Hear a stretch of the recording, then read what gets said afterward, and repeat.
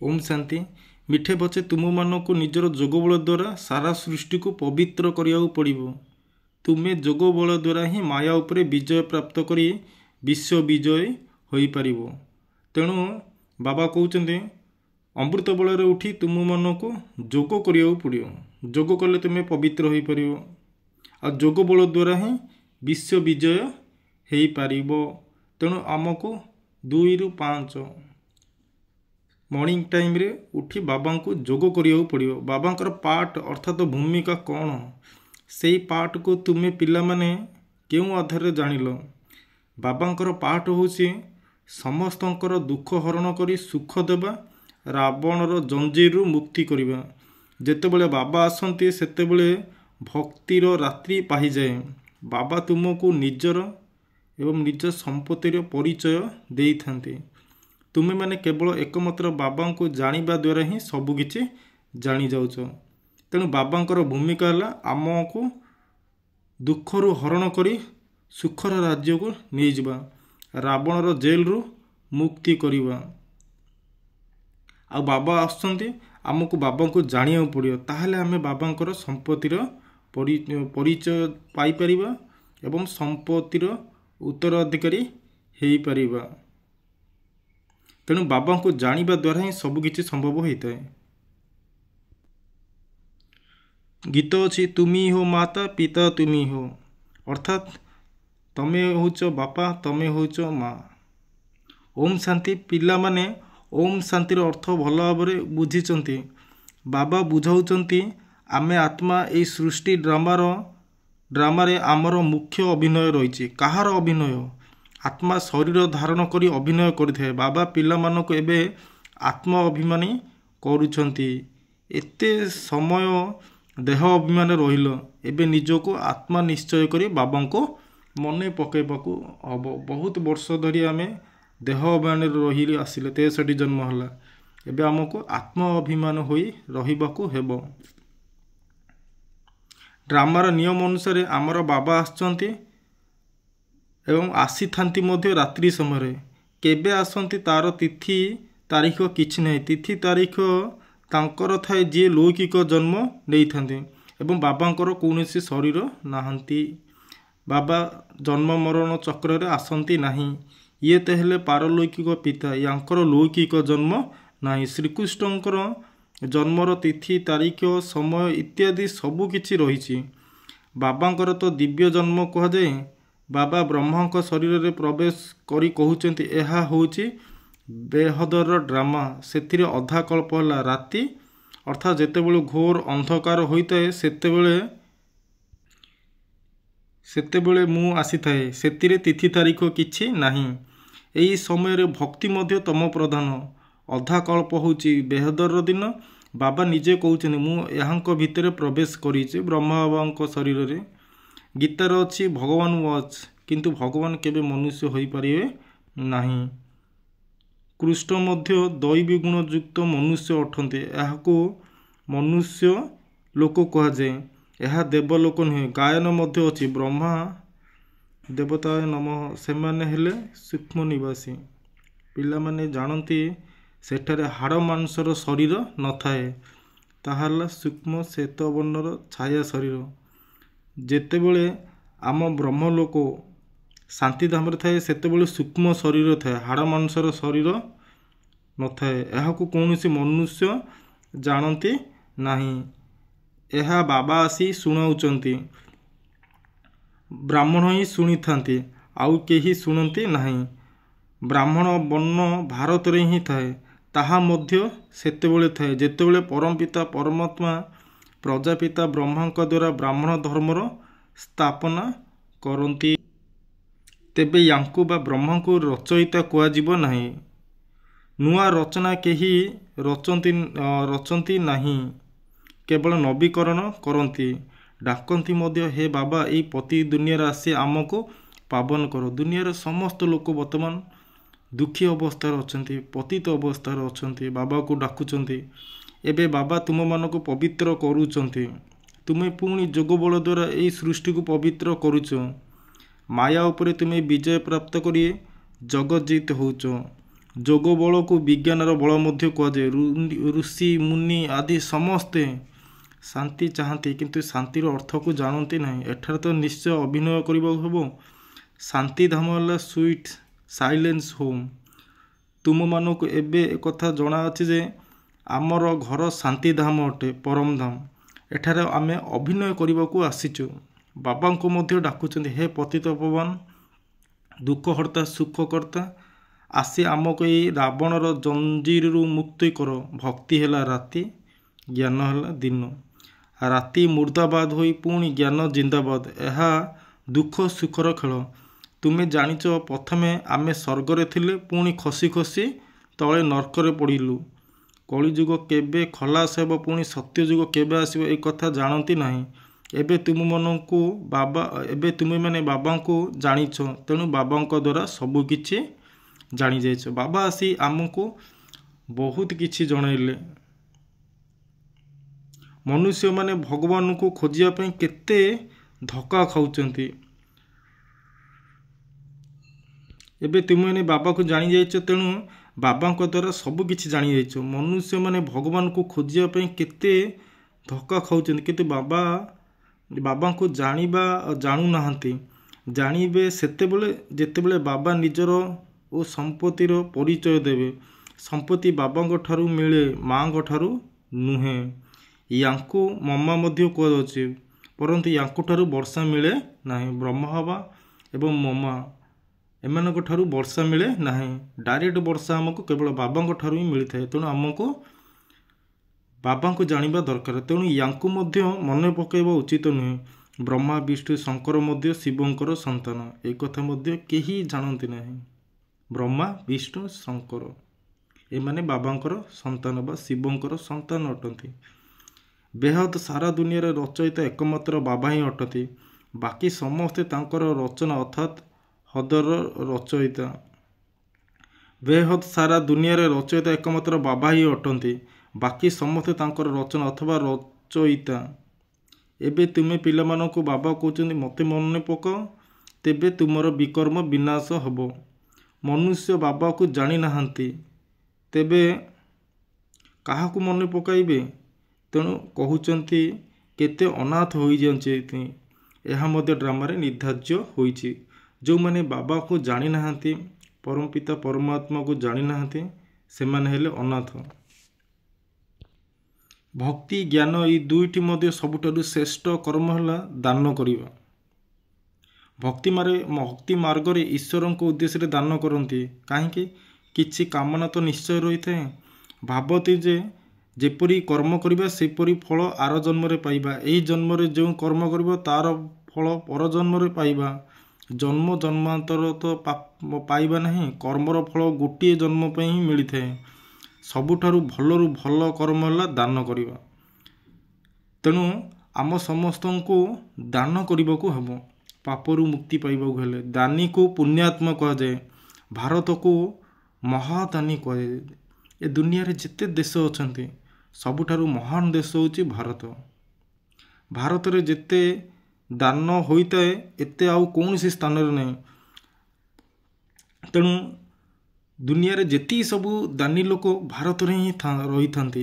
ବାବା ମଧ୍ୟ ଏଠାକୁ ଆସି ପିଲାମାନଙ୍କୁ ଜ୍ଞାନର ଦାନ କରୁଛନ୍ତି। ପିଲାମାନେ ପୁଣି ବାବାଙ୍କୁ ଦାନ କରୁଛନ୍ତି। କହିଥାନ୍ତି, ବାବା ଆପଣ ଆସିବେ ତ ଆମର ଶରୀର ମନ ଧନ ସବୁ ଆପଣଙ୍କର ଜିମା କରିଦେବୁ। ଆପଣଙ୍କ ଛଡ଼ା ଆମର ଆଉ କେହି ନାହାନ୍ତି। ବାବା ମଧ୍ୟ କହୁଛନ୍ତି, ମୋ ପାଇଁ କେବଳ ତୁମେ ପିଲାମାନେ ହିଁ ଅଛ। ମୋତେ କହୁଛ ହେଭେନଲି ଗଡ୍ ଫାଦର, ଅର୍ଥାତ୍ ସ୍ୱର୍ଗର ରଚୟିତା। ମୁଁ ଆସି ତୁମକୁ ସ୍ୱର୍ଗର ରାଜତ୍ୱ ଦେଉଛି। ପିଲାମାନେ ମୋ ଉଦ୍ଦେଶ୍ୟରେ ସବୁ କିଛି ଦେଇ ଦେଉଛନ୍ତି। କହୁଛନ୍ତି, ବାବା ସବୁ କିଛି ଆପଣଙ୍କର। ଭକ୍ତି ମାର୍ଗରେ ମଧ୍ୟ କହୁଥିଲେ, ବାବା ଏସବୁ କିଛି ହେଲା ଆପଣଙ୍କର ଦାନ। ପୁଣି ସେସବୁ ଯେତେବେଳେ ଚାଲିଯାଏ ଦୁଃଖ ହୋଇଯାଆନ୍ତି।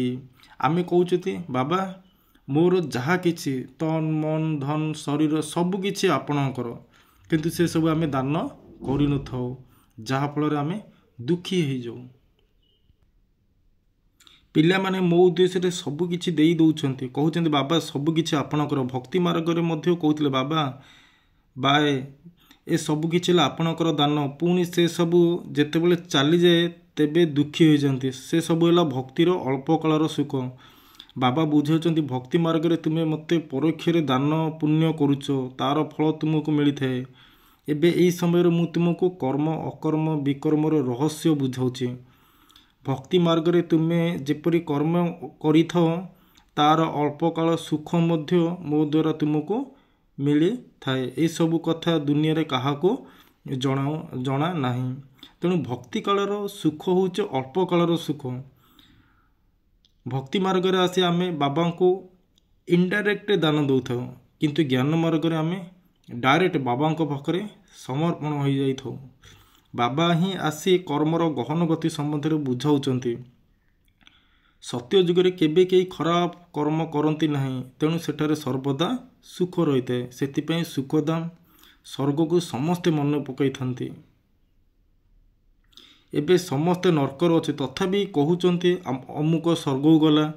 ତେବେ ଆତ୍ମାକୁ ସ୍ୱର୍ଗ କେତେ ଭଲ ଲାଗୁଛି। ଆତ୍ମା ହିଁ କହୁଛି ନା ଅମୁକ ସ୍ୱର୍ଗକୁ ଗଲା, କିନ୍ତୁ ତମ ପ୍ରଦାନ ହୋଇଥିବା କାରଣ ତାଙ୍କୁ କିଛି ଜଣାପଡ଼େ ନାହିଁ ଯେ ସ୍ୱର୍ଗ କ'ଣ ନର୍କ କ'ଣ। ବେହଦର ବାବା କହୁଛନ୍ତି ତୁମେ ସବୁ କେତେ ତମ ପ୍ରଦାନ ହୋଇଯାଇଛ, କିନ୍ତୁ ଡ୍ରାମାକୁ ତ କେହି ଜାଣନ୍ତି ନାହିଁ। ବାବା କହୁଛନ୍ତି କେହି ମଲେ ଲୋକମାନେ ଭାବନ୍ତି ସେ ଆତ୍ମା ସ୍ୱର୍ଗକୁ ଗଲା। ଆକ୍ଚୁଆଲି ସ୍ୱର୍ଗ କ'ଣ, କେଉଁମାନେ ସ୍ୱର୍ଗକୁ ଯାଆନ୍ତି, କ'ଣ ଏମିତି ଏ ଦୁନିଆ ପାଇଁ ସେ କରିଥିବା ଦରକାର ଯାହାଫଳରେ ସ୍ୱର୍ଗକୁ ଗଲା, ଏ କଥା ଲୋକମାନେ ଜାଣନ୍ତି ନାହିଁ। ବେହଦର ବାବା କହୁଛନ୍ତି ତୁମେ ସବୁ କେତେ ତମ ପ୍ରଦାନ ହୋଇଯାଇଛ, କିନ୍ତୁ ଡ୍ରାମାକୁ ତ କେହି ବି ଜାଣନ୍ତି ନାହିଁ। ବୁଝିଥାନ୍ତି ଯେ ସୃଷ୍ଟିର ଚକ୍ର ଘୁରୁଛି, ତେବେ ନିଶ୍ଚୟ ଅବିକଳ ପୁନରାବୃତ୍ତି ହେବ ନା। କିନ୍ତୁ ସେମାନେ କେବଳ କଥାରେ କହିଦେଉଛନ୍ତି, କିନ୍ତୁ କିଛି ବୁଝୁନାହାନ୍ତି। ଏବେ ଏହା ହେଲା ସଙ୍ଗମ ଯୁଗ। ଏହି ଗୋଟିଏ ସଙ୍ଗମ ଯୁଗର ହିଁ ଗାୟନ ରହିଛି। ଅଧା କଳ୍ପ ଦେବତାମାନଙ୍କର ରାଜ୍ୟ ଚାଲିଥାଏ, ପୁଣି ସେଇ ରାଜ୍ୟ କୁଆଡ଼େ ଚାଲିଯାଏ, କିଏ ଜିତି ନିଏ ଏହା ମଧ୍ୟ କାହାକୁ ଜଣା ନାହିଁ। ବାବା କହୁଛନ୍ତି ରାବଣ ଜିତି ନେଉଛି, ତେଣୁ ଅଧା କଳ୍ପ ରାବଣ ଜିତି ଯାଉଛି। ସେମାନେ ପୁଣି ଦେବତା ଏବଂ ଅସୁରମାନଙ୍କ ଭିତରେ ଲଢ଼େଇ ଦେଖାଇ ଦେଉଛନ୍ତି। ଏବେ ବାବା ବୁଝାଉଛନ୍ତି 5 ବିକାରୀ ରାବଣ ଠାରୁ ହାରି ଯାଉଛ, ପୁଣି ରାବଣ ଉପରେ ବିଜୟ ପ୍ରାପ୍ତ ମଧ୍ୟ କରୁଛ। ତୁମେ ତ ପୂଜ୍ୟ ଥିଲ, ପୁଣି ପୂଜାରୀ ପତିତ ହୋଇଯାଏ, ତେଣୁ ରାବଣ ଠାରୁ ହାରି ଯାଉଛ ନା। ତେଣୁ ଆମେ ପତିତ ହେଲେ, ରାବଣ ପାଖରେ ହାରିଗଲେ। ଇଏ ତୁମର ଶତ୍ରୁ ହୋଇଥିବା କାରଣ ତୁମେ ସବୁବେଳେ ତାକୁ ଜଳାଇ ଆସିଛ, କିନ୍ତୁ ତୁମକୁ ଜଣା ନାହିଁ। ଏବେ ବାବା ବୁଝାଉଛନ୍ତି ଏଇ ରାବଣ ପାଇଁ ତୁମେ କେତେ ପତିତ ହୋଇଯାଇଛ। ଏଇ ବିକାର ଗୁଡ଼ିକ ହିଁ ମାୟା କୁହାଯାଏ। ମାୟାଜିତ୍ ଜଗତିତ୍। ଏଇ ରାବଣ ତୁମମାନଙ୍କର ସବୁଠାରୁ ପୁରୁଣା ଶତ୍ରୁ ଅଟେ। 5 ବିକାରକୁ ରାବଣ କୁହାଯାଏ। ଏଇ ରାବଣ ହିଁ ଆମର ପରମ ଶତ୍ରୁ। ଏବେ ଶ୍ରୀମତ୍ ଆଧାରରେ ତୁମେ ଏଇ 5 ବିକାର ଉପରେ ବିଜୟ ପ୍ରାପ୍ତ କରିଛ। ବାବା ମାୟା ଉପରେ ବିଜୟ ପ୍ରାପ୍ତ କରିବା ପାଇଁ ଆସିଛନ୍ତି। ଏହା ଏକ ଖେଳ ଅଟେ ନା। ମାୟାଠାରୁ ହାରିବାକୁ ପରାଜୟ, ମାୟାଠାରୁ ଜିତିବାକୁ ବିଜୟ କୁହାଯାଏ। ଏକମାତ୍ର ବାବା ହିଁ ବିଜୟ କର। ରାବଣ ହେଉଛି ବହୁତ ଶକ୍ତିଶାଳୀ, ତୁମର ରାଜତ୍ୱ ହିଁ ଛଡ଼ାଇ ନେଉଛି। ଏବେ ତୁମେ ବୁଝିପାରୁଛ ଆମେ କେମିତି ହାରିଛୁ, ପୁଣି କେମିତି ଜିତିଛୁ। ଆତ୍ମା ମଧ୍ୟ ଚାହୁଁଛି ମୋତେ ଶାନ୍ତି ଦରକାର, ମୁଁ ନିଜର ଘରକୁ ଯିବି। ଭକ୍ତମାନେ ଭଗବାନଙ୍କୁ ମନେ ପକାଉଛନ୍ତି, କିନ୍ତୁ ପଥର ବୁଦ୍ଧି ହୋଇଥିବା କାରଣରୁ ତାଙ୍କୁ ବୁଝି ପାରୁନାହାନ୍ତି। ଭଗବାନ ସମସ୍ତଙ୍କର ପିତା ଅଟନ୍ତି। ପରମ ପିତା ପରମାତ୍ମା ଆମ ସମସ୍ତ ଆତ୍ମାମାନଙ୍କର ପିତା ଅଟନ୍ତି। ତେଣୁ ପିତାଙ୍କ ଠାରୁ ନିଶ୍ଚୟ ସମ୍ପତ୍ତି ମିଳୁଥିବ, ନିଶ୍ଚୟ ମିଳୁଛି, କିନ୍ତୁ କେବେ ମିଳୁଛି ପୁଣି କେମିତି ହରାଉଛି ଏ କଥା କେହି ଜାଣନ୍ତି ନାହିଁ। ଆମେ ବାବାଙ୍କ ଠାରୁ ସମ୍ପତ୍ତି କେମିତି ପାଇବା, ଆଉ ପାଇଲା ପରେ କେମିତି ହରାଉଛନ୍ତି ଏ କଥା କାହାକୁ ଜଣା ନାହିଁ। ବାବା କହୁଛନ୍ତି ମୁଁ ଏଇ ବ୍ରହ୍ମାଙ୍କ ଶରୀରରେ ବସି ତୁମମାନଙ୍କୁ ବୁଝାଉଛି, ମୋତେ ମଧ୍ୟ କର୍ମେନ୍ଦ୍ରିୟ ଦରକାର ନା। ମୋର ତ ନିଜର କର୍ମେନ୍ଦ୍ରିୟ ନାହିଁ। ସୂକ୍ଷ୍ମ ଲୋକରେ ମଧ୍ୟ କର୍ମେନ୍ଦ୍ରିୟ ଶରୀର ଅଛି। ଚାଲିବା ବୁଲିବା ଯେଭଳି ବାଇସ୍କୋପ ନିର୍ବାକ ଚଳଚ୍ଚିତ୍ର ହୋଇଥାଏ, ଏଇ ମୁଭିଟକ ବାଇସ୍କୋପ ସିନେମା ବାହାରିଛି। ତେଣୁ ବାବାଙ୍କ ମଧ୍ୟ ବୁଝାଇବା ପାଇଁ ସହଜ ହେଉଛି। ତାଙ୍କର ହେଲା ବାହୁବଳ, ତମର ହେଲା ଯୋଗବଳ। ବଳ ଅଛି ତାକୁ କୁହାହେଲା ବାହୁବଳ, କିନ୍ତୁ ଆମ ଆତ୍ମାମାନଙ୍କ ପାଖରେ ଯୋଗବଳର ଶକ୍ତି ଅଛି। ଭାଇ जदि परस्पर मिशिजे तेबे विषय उपर राजनीति करें किंतु एबे तांको भितरे विवाद सृष्टि होगलानी। तुम मानक साइलेंसर शुद्ध अहंकार रहिबा दरकार। तुमे मन मनोभाव आधार में शांति शक्ति द्वारा जगजीति हो जाऊच। से माने हेले विज्ञान अभिमानी, तुम्हें हेलो शांतिर शुद्ध अभिमानी। तुम्हें माने निजको आत्मा निश्चय करी बाबा को मन पकाउच। यही जोग बल द्वारा ही तुम्हें शत प्रदान हो। बाबा बहुत सहज उपाय शिखाऊँ। तुम्हें जानिच शिव बाबा आम मानक पुणी स्वर्गर वर्षा बा संपत्ति देवाई आसछन्ति। तुमर जहाँ किछि कलिजुग कर्म बंधन अच्छी बाबा कहते भूली जाओ। 5 विकार को मध्य मते दान रे दे दियो। परमपिता परमात्मा आमको किछि मागुना, केवल निजर विकार को मागुच। तुम्हें जो मोर मोर करी आसीच, मोर स्वामी मोर अमुक, से सबको भूली जाओ। सबकि देखी मध्य से ममत्व तुटाई दियो। यही कथा बाबा संतान मान को बुझाऊँच।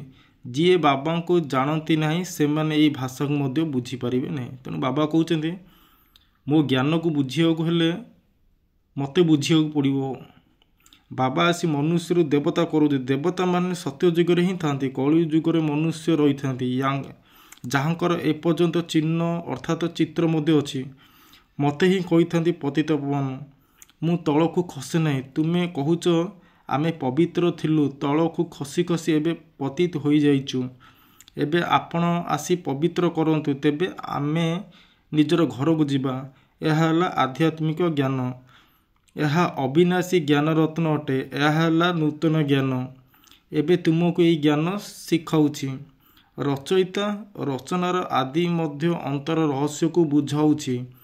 एबे यह तो है पुराना दुनिया। एबे तुमर जी भी मित्र संबंधी आदि अच्छन्ति निजर देह सहित समस्त ठारू ममत्व तुटाई दियो। तेणु बाबा कहते ए दुनिया रे भाई भौणी दादा जहाँ भी संपर्क अच्छी ए सबू संपर्क निजको मुक्ति कर। एबे तुम्हें पिला माने निजर सबू किछि बाबा को समर्पित कर दौच। बाबा पुणी स्वर्गर बासाई 21 जन्म पर तुमको समर्पित कर दौचे। तेणु आम पाखे जहाँ अच्छी आमे ताको बाबा पाखे समर्पित कले बाबा आमको 21 जन्मर मालिक कर दौरान। देवा नेबा तो होता है ना। बाबा तुमको 21 जन्म में राज्य भाग्य दौरान। 21 जन्म पर 21 पीढ़ीर गायन अच्छी ना, अर्थात 21 जन्म पूरा जीवन चली थाए। सेठारे मझिरे मझिरे केबे कई शरीर त्याग करते, अकाल मृत्यु हो नहीं। एबे तुम्हें अमर हो अमरपुर मालिक होच। तुमको केबे काल खाई पारिबो नहीं। एबे तुम्हें मरिबा पई पुरुषार्थ करुच। बाबा कहते देह सहित देहर सबू संबंध छाड़ी एकमात्र बाबा सह संबंध जोड़ाक हेबो। एबे जीवाक हेबो सुखर संबंध को। तेणु यही दुखर बंधन को भूलिबार पुरुषार्थ कर। सेथिपई गृहस्थ व्यवहार रही मध्य पवित्र हेबाकू पड़िबो। बाबा कहते केवल मते मन पकाओ, ता संगे संगे दैवी गुणी मध्य धारण कर। तुमको यही देवता मानकर भली हेबाकू पड़िबो। यह है तुमर लक्ष्य उद्देश्य। तेणु बाबा कहते आमर लक्ष्य उद्देश्य है दैवी गुण धारण करवा। यही लक्ष्मी नारायण स्वर्गर मालिक थिले। एमाने किपरि राज्य पाइले पुणी कुआड़े गला ए कथा काहाकू जण नहीं। एबे तुमे पिला मानकू दैवी गुण धारण करने को हेबो। काहाकू दुख देवा उचित नहीं। बाबा दुखहर्ता सुखकर्ता अटंती। तेणु तुमको मध्य सुखर रास्ता समस्त को बतैब हेबो, अर्थात अंधर लाठी हेबाकू पड़िबो। एबे बाबा तुम मानकू ज्ञानर तृतीय नेत्र दौरान। तुम्हें जानिच बाबा केमिति एठाकू आसी अभिनय करुछंती। एबे बाबा तुमको जो पाठ पढ़ाउछंती पुणी ताहा प्राय लोप होइजिवो। देवता मान पाखरे ज्ञान थाए। तुम्हें ब्रह्मा मुख वंशावली ब्राह्मण ही रचयिता रचनार ज्ञान को जानिच, आउ केही जानी परिबे नहीं। सेठारे ज्ञान दरकार ही रहूने, कारण सेठारे सद्गति थाए। एबे तुम्हें सबू किछि बाबा को दान दे दौच, पुणी बाबा मध्य तुमको 21 जन्म पर सबू किछि दे दौछंती। एहीपरि दान केबे हुए नहीं। तुम्हें जानिच सर्वंश वंश सहित दौच। बाबा ए सबू किछि आपणकर, आपण ही मोर सबुकिछि। तुमेव माता पिता तुमेव। तेबे माता पितार भूमिका तो पालन करुच ना। पिला माननकु एडाप्ट मध्य करंती, पुणी निजे ही पाठ पढ़ाती, पुणी निजे ही ଆପଣ ହିଁ ମୋର ସବୁକିଛି। ପୁଣି ନିଜେ ହିଁ ଗୁରୁ ହୋଇ ସମସ୍ତଙ୍କୁ ସାଥିରେ ନେଇଯାଆନ୍ତି। କୁହନ୍ତି ତୁମେ ମାନେ ମୋତେ ମନେ ପକାଅ, ତେବେ ପବିତ୍ର ହୋଇଯିବ, ପୁଣି ତୁମକୁ ସାଥିରେ ନେଇଯିବ। ସେଥିପାଇଁ ଏ ଯଜ୍ଞ ରଚନା ହୋଇଛି। ଏହା ହେଲା ଶିବ ଜ୍ଞାନ ଯଜ୍ଞ। ଏଥିରେ ତୁମର ତନ ମନ ଧନ ସବୁ ସ୍ୱାହା କରିଦେଉଛ। ଖୁସି ଖୁସିରେ ସବୁକିଛି ଅର୍ପଣ ହୋଇଯାଉଛି। ବାକି ଆତ୍ମା ରହିଯାଏ। ବାବା, ବାସ୍ ଏବେ ମୁଁ ଆପଣଙ୍କ ଶ୍ରୀମତରେ ଚାଲିବି। ବାବା କହୁଛନ୍ତି ଗୃହସ୍ଥ ବ୍ୟବହାରରେ ରହି ପବିତ୍ର ହେବାକୁ ପଡ଼ିବ। 60 ବର୍ଷ ଆୟୁ ହେଲେ ବାନପ୍ରସ୍ଥି ନେବା ପାଇଁ ପ୍ରସ୍ତୁତ କରିଥାନ୍ତି, କିନ୍ତୁ ସେମାନେ କ'ଣ ପ୍ରକୃତରେ ବ୍ରହ୍ମଲୋକକୁ ଫେରିଯିବାର ପ୍ରସ୍ତୁତି କରନ୍ତି? ଏବେ ତୁମେ ସଦ୍ଗତିଙ୍କ ଠାରୁ ମନ୍ମନାଭବ ମନ୍ତ୍ର ନେଉଛ। ଭଗବାନ ନେଉଛ, ତୁମେ ମୋତେ ମନେ ପକାଅ, ତେବେ ତୁମର ବିକର୍ମ ବିନାଶ ହେବ। ବାବା କ'ଣ କହୁଛନ୍ତି? ତୁମେ ମୋତେ ମନେ ପକାଅ, ତାହେଲେ ତୁମର ସବୁ ପାପ ଧୋଇ ହୋଇଯିବ। ସମସ୍ତଙ୍କୁ କୁହ ଯେ ଆପଣମାନଙ୍କର ସମସ୍ତଙ୍କର ଏହା ବାନପ୍ରସ୍ଥ ଅବସ୍ଥା ଅଟେ। ତେଣୁ ଶିବ ବାବାଙ୍କୁ ମନେ ପକାଅ ଏବଂ ସମସ୍ତଙ୍କୁ ନିଜ ଘରକୁ ଫେରିଯିବାକୁ ହେବ। ଆଚ୍ଛା, ମିଠେ ମିଠେ ଶିଖିଲେ ଦେ ସନ୍ତାନମାନଙ୍କ ପ୍ରତି ମାତା ପିତା ବାପ ଦାଦାଙ୍କର ମଧୁର ସ୍ନେହ ସମ୍ପନ୍ନ ଶୁଭେଚ୍ଛା, ସୁପ୍ରଭାତ। ଆତ୍ମୀୟ ପିତାମାନଙ୍କର ଆତ୍ମିକ ସନ୍ତାନକୁ ନମସ୍ତେ। ଧାରଣା କଲି ମୁଖ୍ୟ ସାର, କଳିଯୁଗର ସମସ୍ତ କର୍ମବନ୍ଧନକୁ ଭୁଲି 5 ବିକାରର ଦାନ କରି ଆତ୍ମାକୁ ସତ ପ୍ରଦାନ କରିବାକୁ ହେବ। କେବଳ ଶାନ୍ତିର ଶୁଦ୍ଧ ଅଭିମାନରେ ରହିବାକୁ ହେବ। ଏହି ରୁଦ୍ର ଯଜ୍ଞରେ ଖୁସି ଖୁସିରେ ନିଜର ତନ ମନ ଧନ ସବୁକିଛି ସଫଳ କରିବାକୁ ହେବ। ଏହି ସମୟରେ ହିଁ ନିଜର ସବୁକିଛି ବାବାକୁ ସମର୍ପିତ ଦେଇ 21 ଜନ୍ମର ବାଦଶାହୀ ପ୍ରାପ୍ତ କରିବାକୁ ପଡ଼ିବ।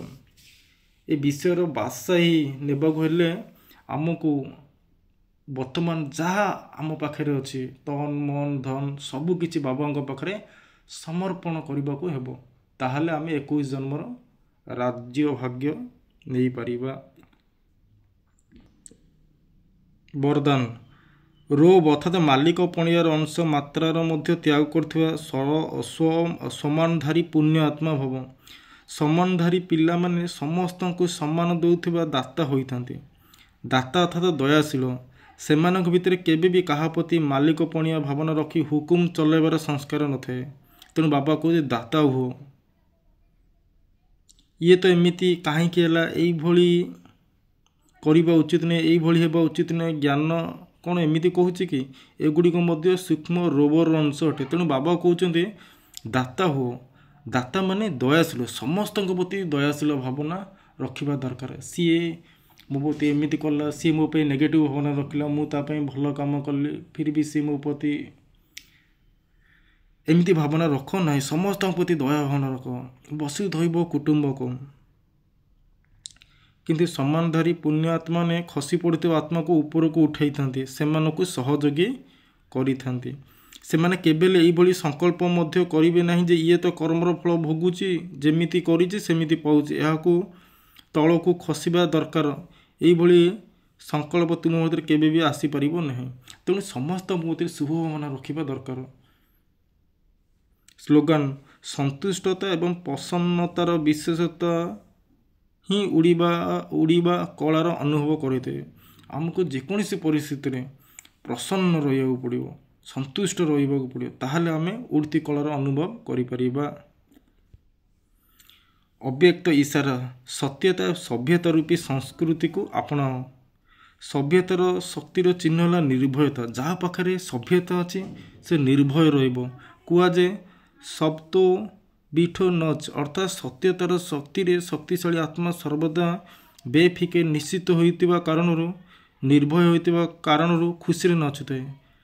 ଯଦି ନିଜର ସଂସ୍କାର ବା ସଂକଳ୍ପ କମଜୋର ହୋଇଥାଏ, ତେବେ ସେହି କମଜୋର ହିଁ ମନର ସ୍ଥିତିକୁ ହଲଚଲ କରିଥାଏ। ସେଥିପାଇଁ ପ୍ରଥମେ ନିଜର ସୂକ୍ଷ୍ମ କମଜୋରି ଗୁଡ଼ିକୁ ଅବିନାଶ ରୁଦ୍ର ଜ୍ଞାନ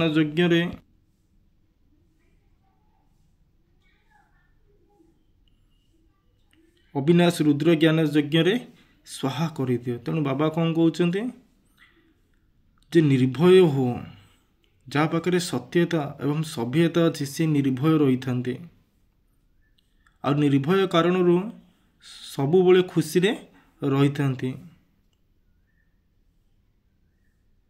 ନିଜ ପାଖରେ କମଜୋର ରହିଲେ ହିଁ ମନର ସ୍ଥିତି ହଲଚଲ ହୋଇଥାଏ। ଓମ୍ ଶାନ୍ତି।